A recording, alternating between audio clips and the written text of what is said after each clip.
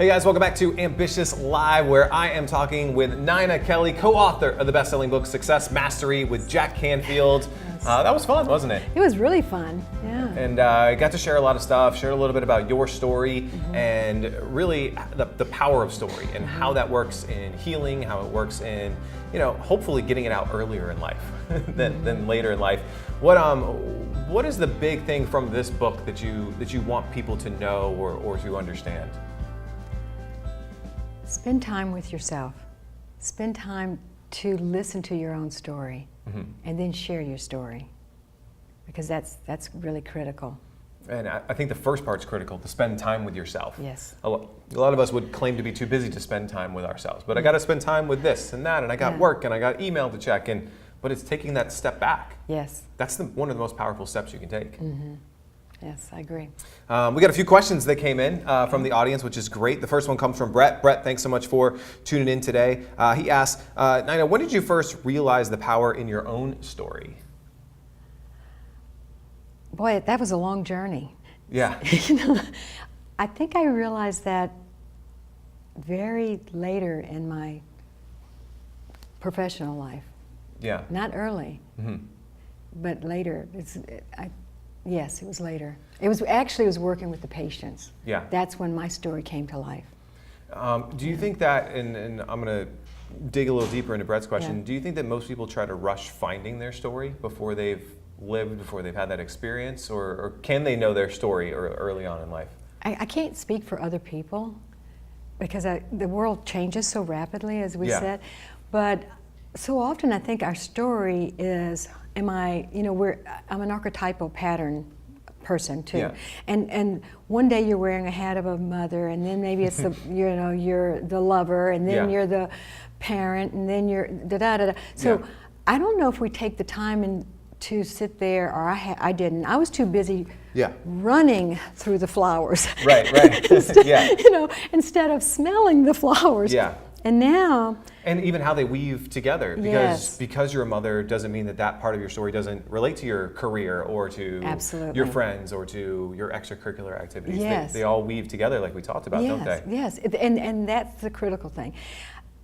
The gift I was giving was working with the dying patients.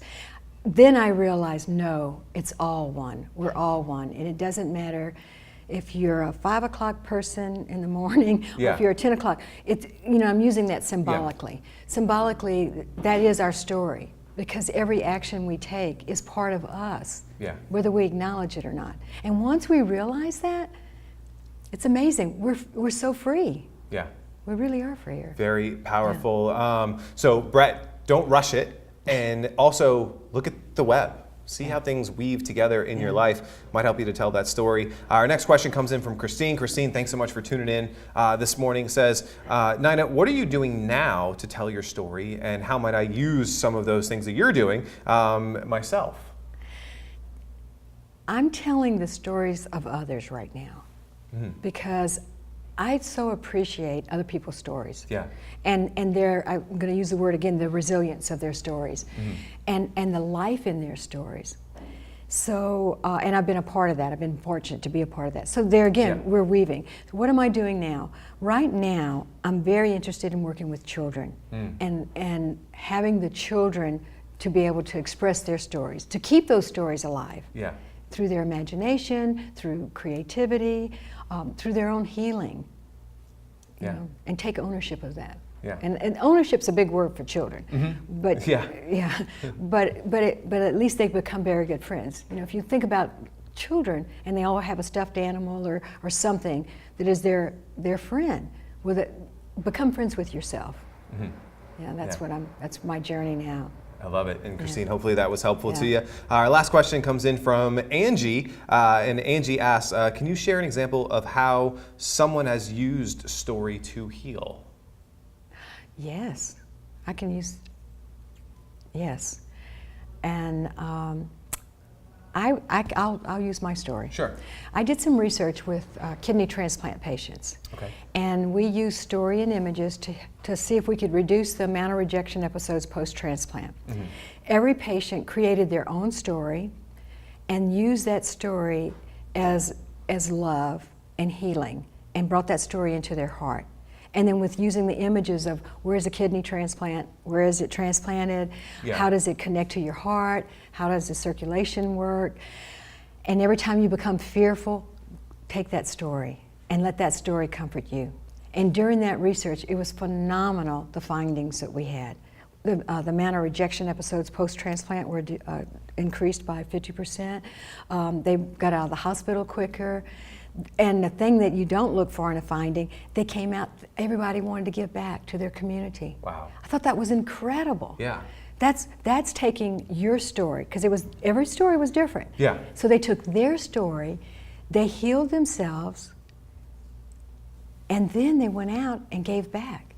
Wow. Now that's power. That is power. That's complete change. Yeah. Yeah, that's huge. And I like what you said earlier. You know, we're changing. You know, you're not going to think like you did at 7. Hopefully not. Well, I hope not.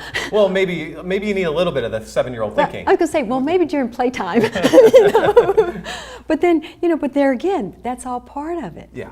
You see? Because life doesn't mean we have to be so serious. Yeah.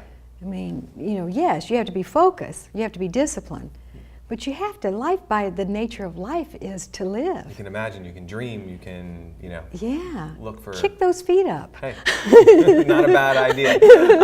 If someone's watching right now, they want to connect, ninamkelly.com is a good place for them. If they are looking to heal, if they're working with children, if they're working with, you know, other folks that you can help, that's probably the best place. They can obviously get a copy of the book, Success Mastery. You have some other books and work that they can find on the website, I'm assuming. Yes. Any last words before we head out today?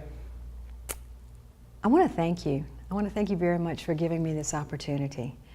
And it's brought home to me, you've given me a gift, because it's brought home like, yes, it's important. Keep living. Yeah. Keep telling your story. And the story is not stagnant. Right. You know? It's always changing. It's always changing. Your story's changing. Yeah. Best-selling author, helping people, working with awesome people, all the people watching today. Yeah. Thank you so much for being here. you. ninamkelly.com. Get the book Success Mastery on Amazon, barnesandnoble.com, wherever books are sold. Congratulations on the book. I look forward to seeing you help so many more people. Thank you. We're going to take a short commercial break. When we come back, we have some more authors from Success Mastery joining us today. We'll see you in just a second.